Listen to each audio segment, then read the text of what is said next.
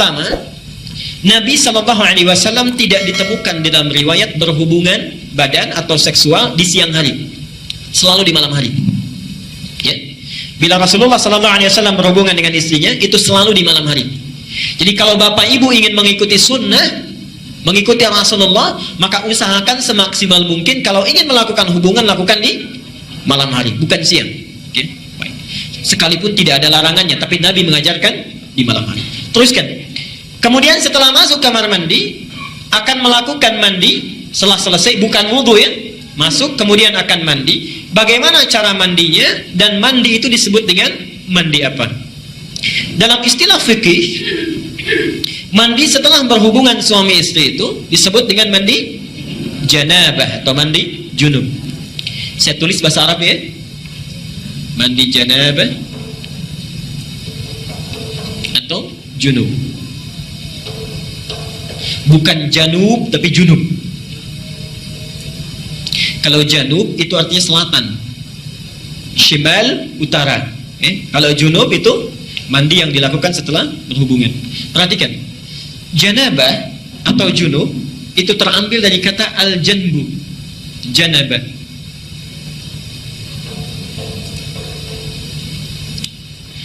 Yang berarti sisi, satu bagian atau pinggir tertentu. Sisi, satu bagian atau pinggir tertentu. Karena itu orang Arab kalau mengatakan saya di satu sisi, kamu di sisi yang lain. Ana fi hadzal janib wa anta fi janibin akhar. Jelas ya? Satu bagian tertentu. Kalau ini ingin dijamakkan, maka jamaknya menjadi junub atau jawanib. Jelas ya? Sifatnya disebut dengan janabah. Jelas sampai sini? Baik. Kenapa mandi itu disebut dengan mandi janabah? Beda dengan mandi yang biasa, ingin memberi kesan bahwa dalam mandi itu semua sisi, semua bagian yang ada dalam tubuh kita itu mesti tersapu dengan air. Jelas ya? Jadi bukan seperti mandi biasa yang mungkin sebagian ada yang tidak terbasuh.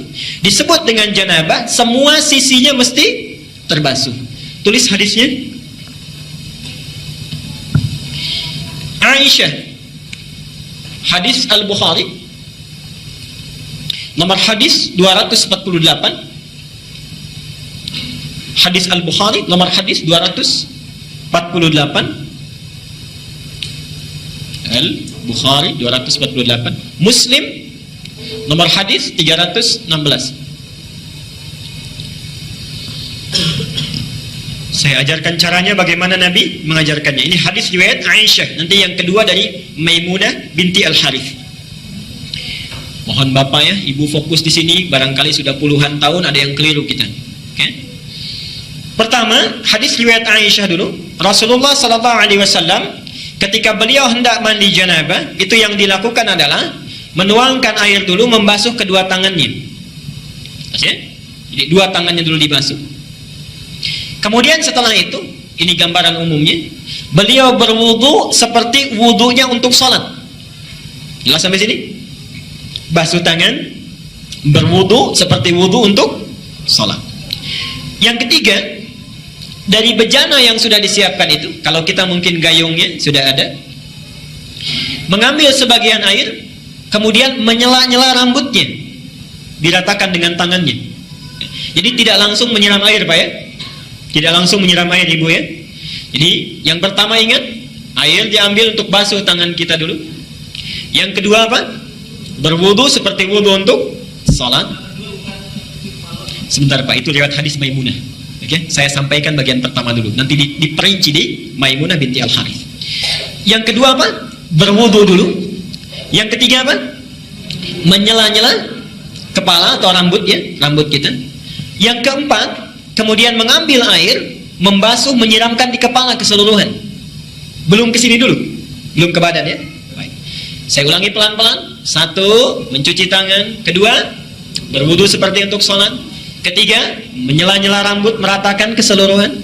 Keempat, menyiram rambut keseluruhan di kepala. Setelah itu, baru disiramkan secara keseluruhan.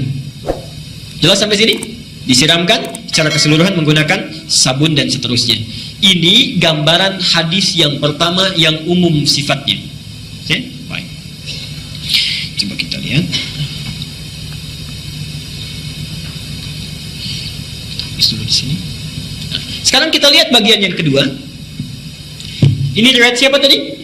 Aisyah radhiyallahu anha.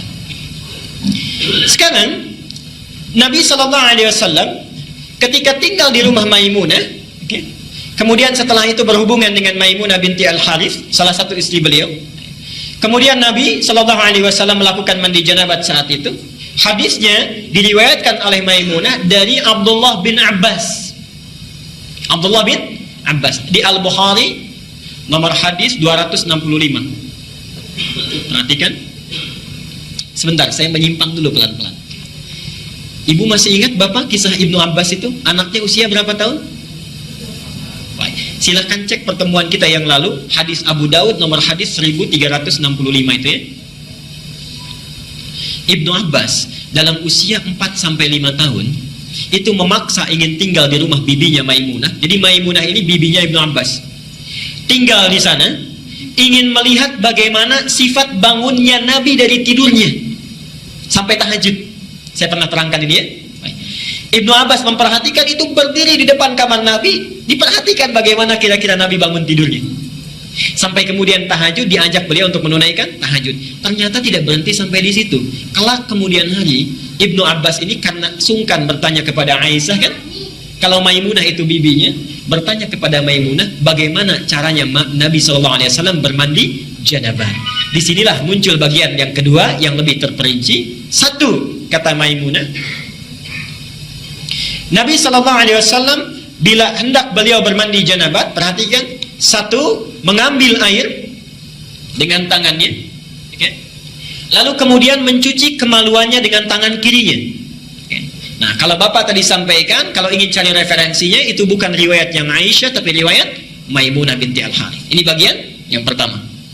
Yang kedua, hampir mirip dengan yang tadi, menyela-nyela bagian rambutnya. Okay. Bagi perempuan, ada dua cara. Boleh diikat, dikepang, karena Maimunah itu juga pernah diikat, dikepang.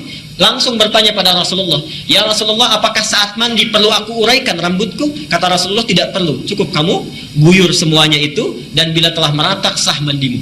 Jelas ya? Baik. Kemudian setelah diratakan, lebih baik kemudian bisa diuraikan.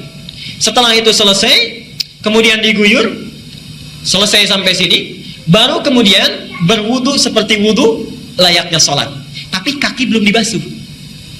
Kaki belum dibasuh. Saya ulangi, ambil air, basuh kemaluan dengan tangan apa? Kiri.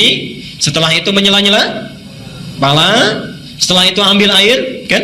Basuh, baik siram, berwudu seperti layaknya wudu akan sholat, tapi kaki kita belum dibasuh. Jadi cuma sampai telinga ya. Setelah itu siramkan secara keseluruhan. Terakhir setelah selesai baru cuci kaki. Jelas sampai sini? Nah, ini bisa ditemukan di Al-Bukhari nomor hadis 265.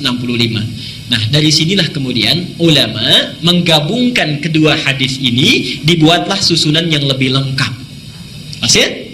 Baik, jadi dari yang pertama kalau kita gabungkan dua hadis ini, pertama mengambil air, cuci tangan dulu, riwayat Aisyahnya. Setelah tangan dicuci kemudian mencuci kemaluan. Setelah itu selesai, ada yang terlewat tadi, kalau di zaman Nabi setelah mencuci kemaluan dibasuh dengan air, lalu Nabi menepuk-tepukan ke tanah atau ke tembok ya. Itu maksudnya menghilangkan barangkali sebagian kuman-kuman yang masih menempel. Sifat tanah kan bisa menghilangkan, karena dulu belum ada sabun seperti sekarang. Kalau Bapak ingin ikut, Ibu ingin ikut sunnah Nabi, ikuti dengan cara yang cerdas. Jangan setelah dibasuh tempel-tempelkan ke tembok ini. Cukup pakai sabun, dicuci dengan sabun. Saya ulangi dari awal, tangan dibasuh dulu, basuh kemaluan, kemudian cuci dengan sabun. Setelah itu sela-sela kan, baik ya, sela-sela, basuh kepala keseluruhan, berwudu seperti layaknya untuk sholat sampai kakinya, satukan sampai kakinya. Baru setelah itu dibasuh secara keseluruhan, mandi dengan rapi. Kalau sudah dilakukan, tidak perlu wudu lagi. Tidak perlu wudu lagi. Ada sahabat bertanya, ya Rasulullah, apakah saya perlu setelah mandi janabat itu berwudu kembali? Kata Nabi, harus seperti mandi apa lagi untuk membersihkan? Bahasanya metafor, harus seperti mandi apa lagi? Artinya setelah mandi tidak perlu wudu lagi. Jelas?